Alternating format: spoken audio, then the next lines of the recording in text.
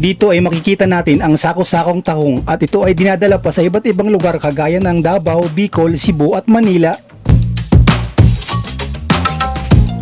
Muli naming pupuntahan ang tinaguriang tahong capital ng Eastern Visayas. Dito lang po yan matatagpuan sa bayan ng Yabong. Kapag ikaw ay galing ng Catbalogan City, Samar at papunta ka ng bayan ng Yabong, aabutin ang iyong biyahe ng 10 hanggang 15 minuto. Ngunit kung ikaw naman ay galing ng Tacloban City, ito ay aabutin ng mahigit 2 oras ang biyahe. At teka, andito na po pala tayo sa Yabong, Samar. Alam nyo ba, ang bayan ng Yabong ay isa sa may pinakang malaking supplier ng tahong. Kaya ito tinawag na tahong capital ng Eastern Visayas.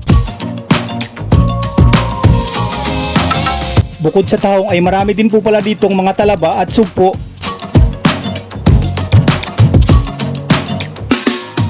Bago po natin madaanan yung kanilang tulay ay makikita po natin yung mga magkakasunod na mga tindahan. Dito po ay makakabili ka ng sariwang tahong, talaba at sugpo.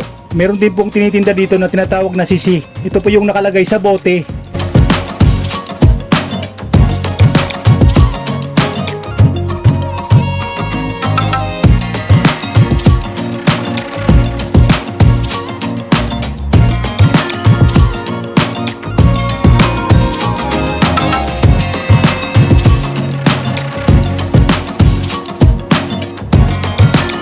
Medyo tinanghali na rin po pala ako ng gising. Alas 8 pasado na rin po pala ng umaga. Mukhang kakaunti na lang po yung tao ngayon. Mamaya-maya lang ay makikita na po natin yung mga sako-sakong tahong. At ito po ay dadali na sa iba't ibang lugar. Madami po kasi mga buyer dito.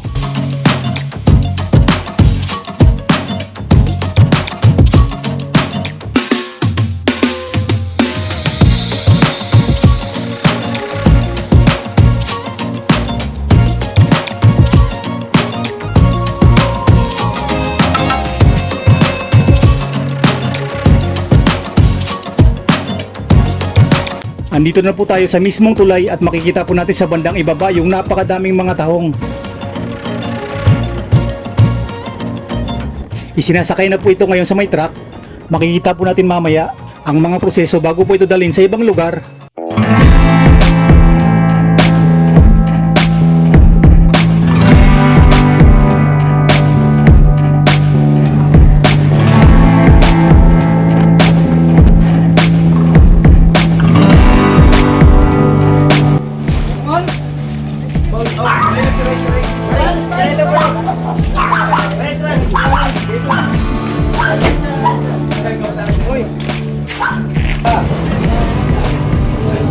Juanay, Tagalog, Juanay. Samar.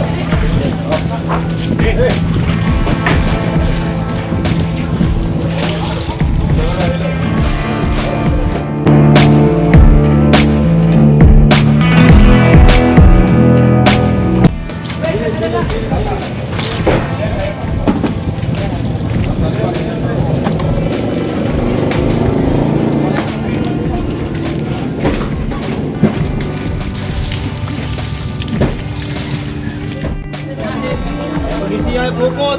Tao balik kasi tao kamusta.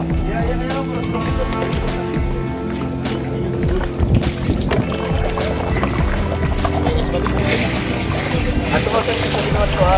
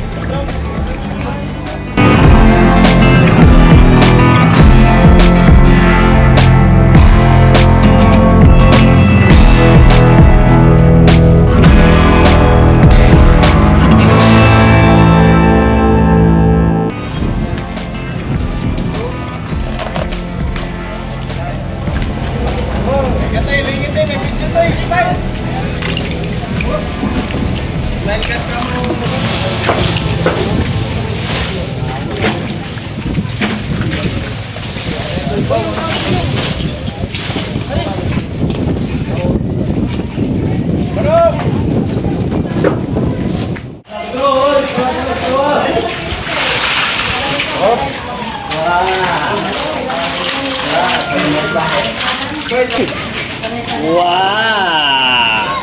Dali pusing. Dali pusing. Jason!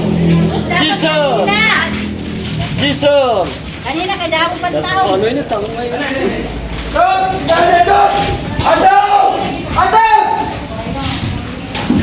Dali!